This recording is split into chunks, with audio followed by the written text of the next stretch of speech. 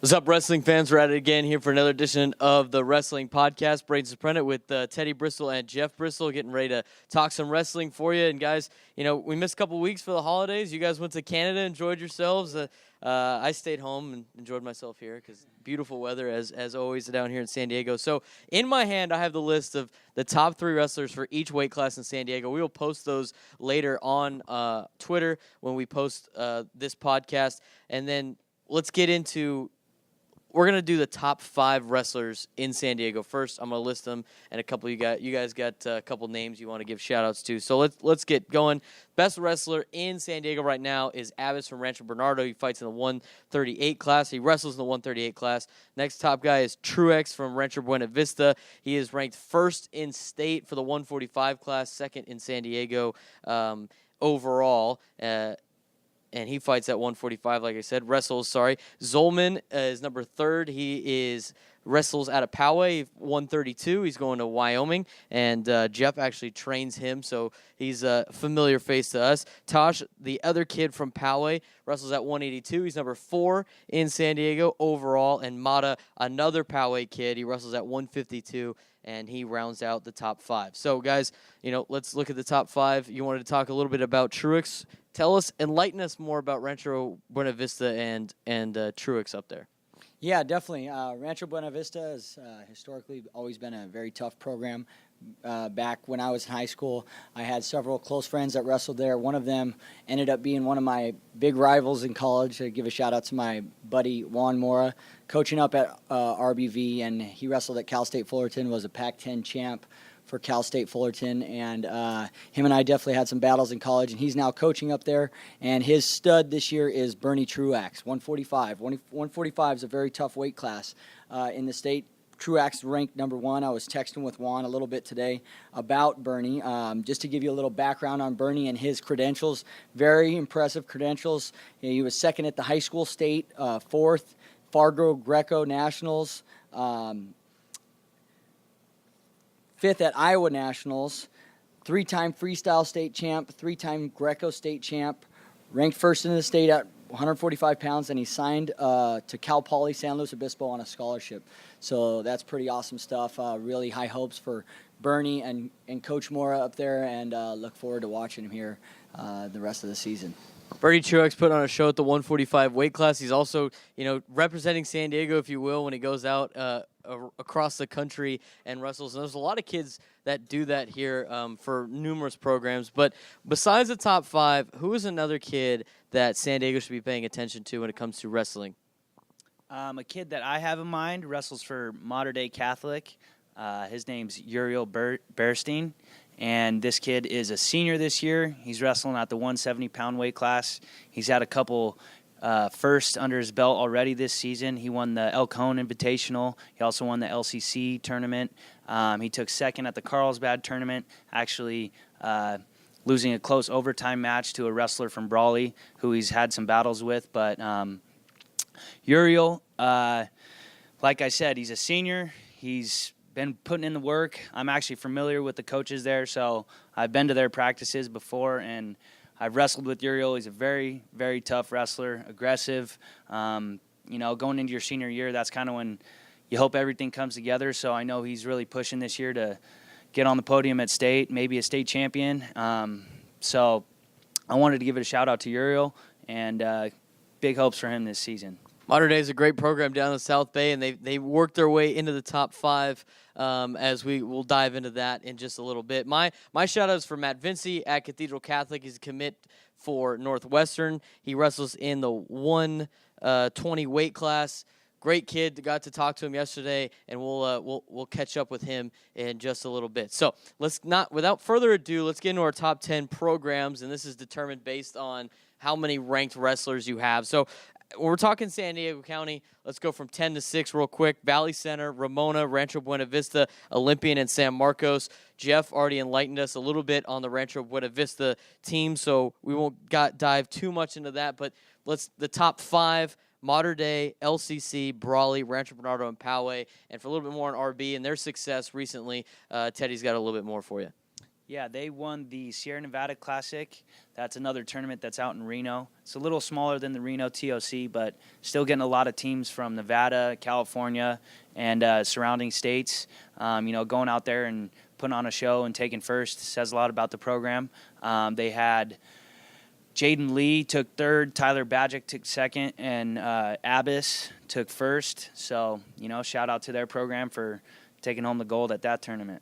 Really good job by Rancho Bernardo. We're going to check out them as they take on Poway in the next coming weeks. But without further ado, here's Matt Vinci when I caught up with him, talking about Northwestern, talking about Cathedral Catholic wrestling, and talking about his love for wrestling and why kids should wrestle.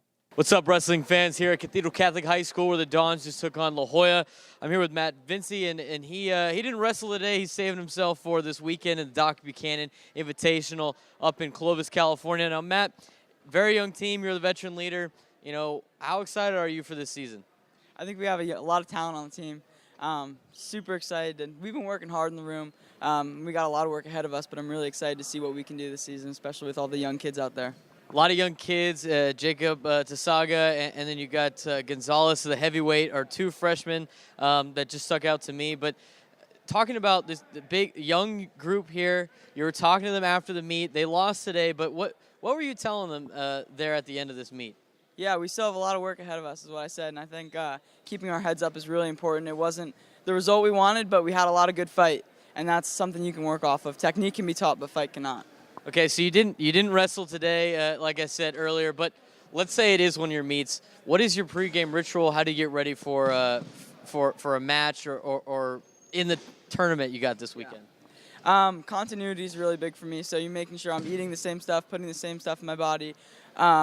Same warm-up, getting a little bit alive before to get that first period out of me. And then just getting, mentally focused, ready to scrap, and also, having fun. I love to wrestle, and so making sure I'm having fun out there is really important. What's your favorite part about wrestling? You said you love to wrestle. If you could pick a favorite part about wrestling, what is it? Probably being able to use the gifts and talents that God gave me to glorify Him. And being with a team is also, a huge part of it, and also the feeling of competition, being the only one out there on the mat and knowing everything you did is genuinely from you. You had influences off the mat, but when you're on there in a match, in a singlet, it's pretty invigorating and exciting. There's a lot of sports now that are not getting as many people to participate, and one of them's wrestling.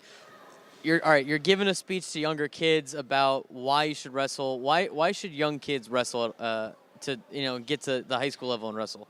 Yeah, it's not just about wrestling. The things you learn in wrestling are applicable to your entire life.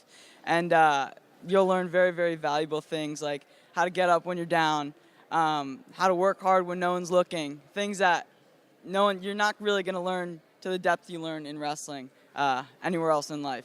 Let's talk a little bit about, you're a stud wrestler. You're going to Northwestern, committed there for wrestling, and Big Ten's got big-time wrestling. What was your deciding factor in going to Northwestern? Yeah. Academics have always been first. If I didn't have good grades, I couldn't wrestle. My parents set that precedent very young.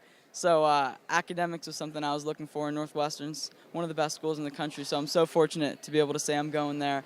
And then I fell in love with the campus on my visit.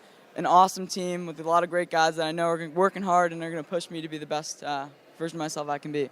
What's the most I ask a lot of kids this when it comes to college. It doesn't necessarily have to be about sports, but what is the most exciting part about going to college for you? What are you most excited for? Just looking forward to meeting a lot of new people, like-minded people especially. I went to boarding school for 2.5 years in New Jersey, so I kind of have a feel for living alone, living in a dorm. But yeah, I just love to meet people, love meeting new people, especially people that have a similar outlook on life than me and similar goals. Well, you're living in New Jersey, so you'll be able to handle the snow that's out there. Because wintertime out here right now is really nice. Hopefully you didn't get too used to the sunshine out here in California. That's Matt Vinci. He's going up this weekend at the Doc Buchanan Invitational. And if you want to check out some stud wrestlers this year in San Diego County, be sure to check him out and the Cathedral Catholic Dons this season. Thanks again to Matt Vinci for catching up with us. Real quick, we're gonna do a little bit of a technique session here with the Bristol brothers since we have the time and the space and the knowledge of wrestling. So, Jeff, without further ado, take it away. What are we going to talk about right here? Yes, I want to talk about controlling the tie-up. Okay, so in wrestling, the person who controls the tie is basically going to control the speed and the pace of the match and most likely will win the match. So controlling the tie-up is very important. Now, when you're tying up with an opponent, there is a lot of different tie-ups that you can use when you control that tie, and I'm going to go over a couple of them with you right here, okay? So first of all, when I approach my opponent, a lot of times it's very important to get inside position. So I'm approaching my opponent here. I'm going to get that inside position. Notice how I'm inside Teddy's arms here, and I'm controlling him from this monkey grip overhand tie right here. So I'm going to be able to control, move him. Okay, another tie-up that is popular and used a lot is a collar tie-up. Okay, so I'm right here on the neck. Okay, so inside tie-up to a collar tie.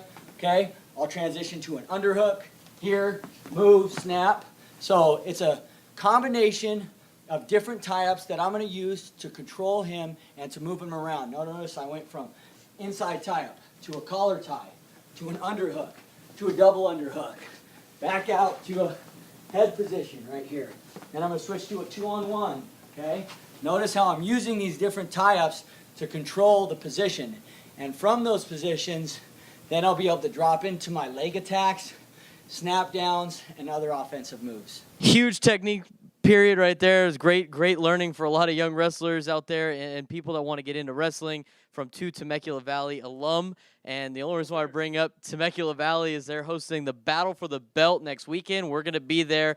It's a huge tournament. Anybody who's anybody in San Diego, Southern Section, all throughout California, and throughout the country is going to be there. We're excited for it. But to enlighten us a little bit more, Jeff's going to explain to us the whole Battle for the Belt tournament. Yeah, definitely.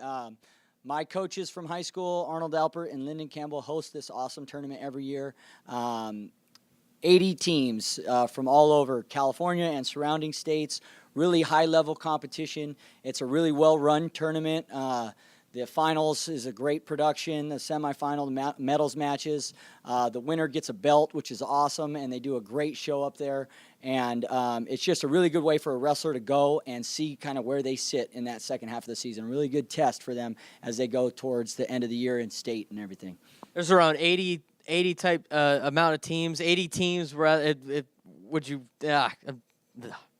There's about 80 teams out there, Teddy. So name us a couple teams that we're not familiar with down here in San Diego that are some teams you should be concerned about at the tournament this weekend. Well, like Jeff said, there'll be teams from not just California, but the surrounding states as well. From California, you might see like Folsom, Ponderosa, Southern Section. You probably see Northview and Calvary Chapel.